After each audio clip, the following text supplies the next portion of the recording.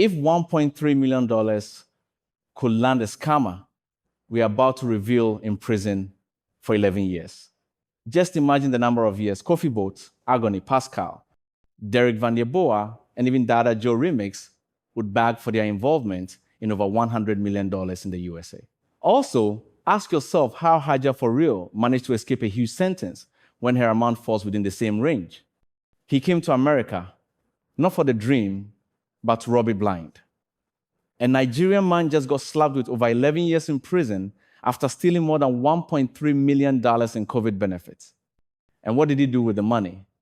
He built a luxury hotel, nightclub, and shopping mall in Nigeria, all while pretending to run a daycare in California. This wasn't just petty fraud. It was a full-blown criminal empire hiding in plain sight.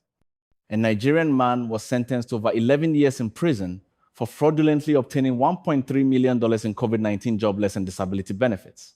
Los Angeles.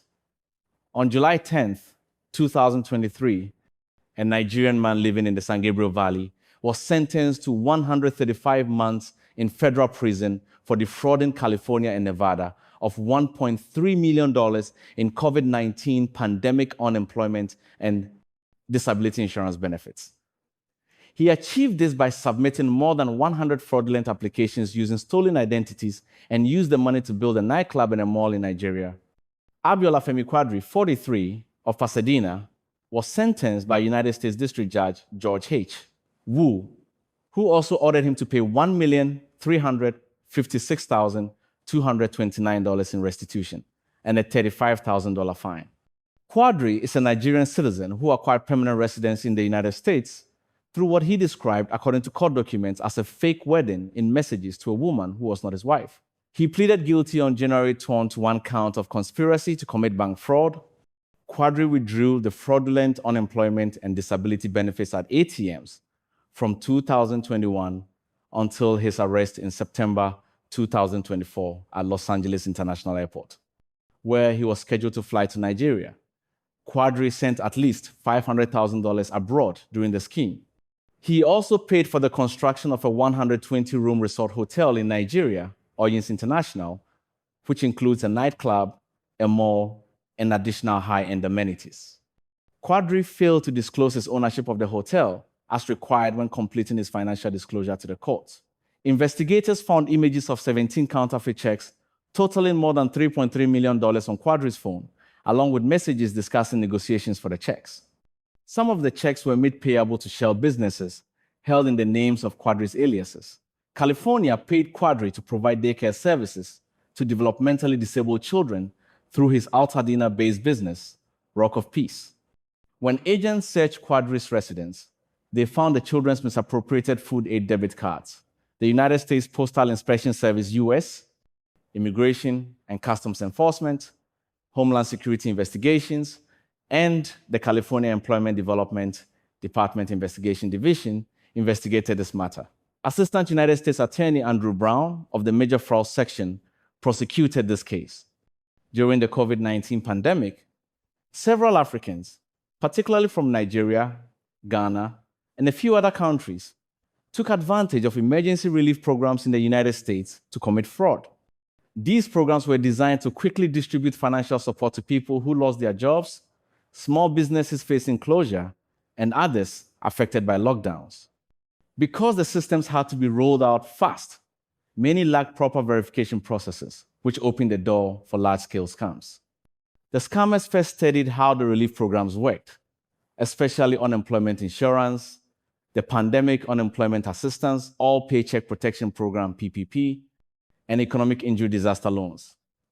Most of the applications for these benefits were done online, and in many cases, no one verified if the applicant was eligible. To file fraudulent claims, scammers needed real personal information of American citizens, things like names, addresses, dates of birth, and social security numbers. They obtained this data through various means, such as buying it from the dark web, hacking into databases, sending phishing emails, or tricking people into giving up their info on social media. Some of them had partners in the US who supplied fresh stolen identities or gave them access to inside systems.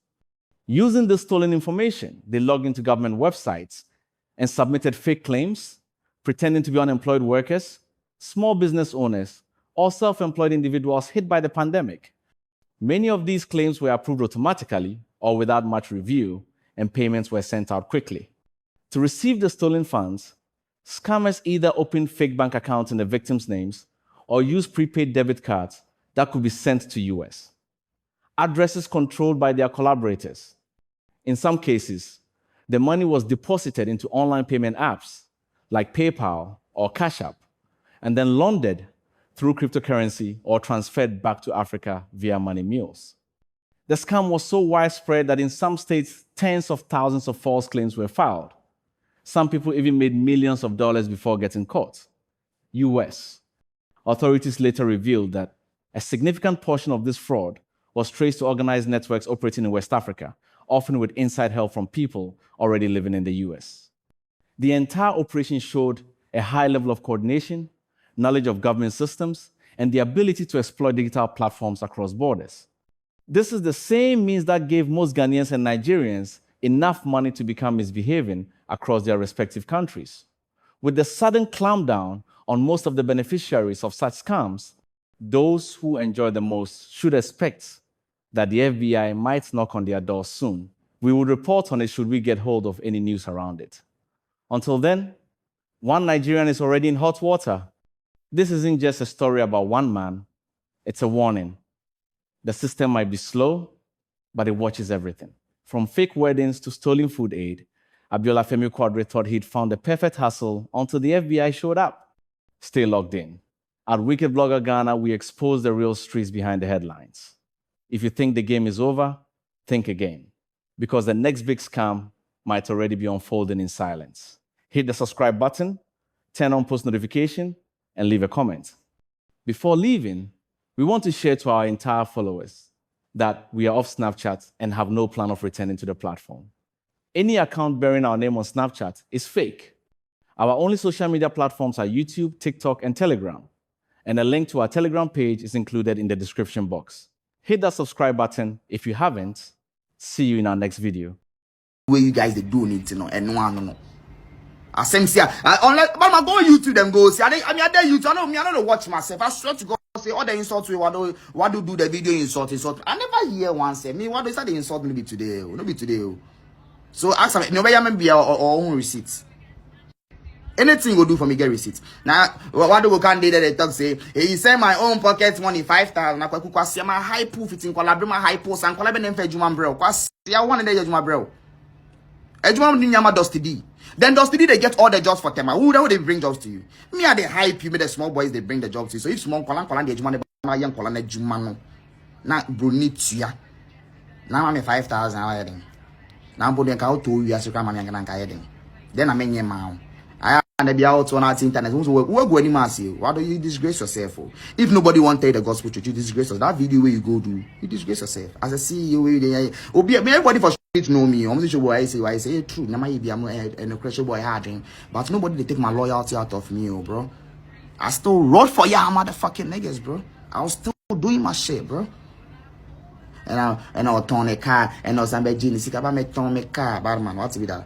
Me, I took that initiative, sell my car. SNT, I'm kind of and I'm dying car.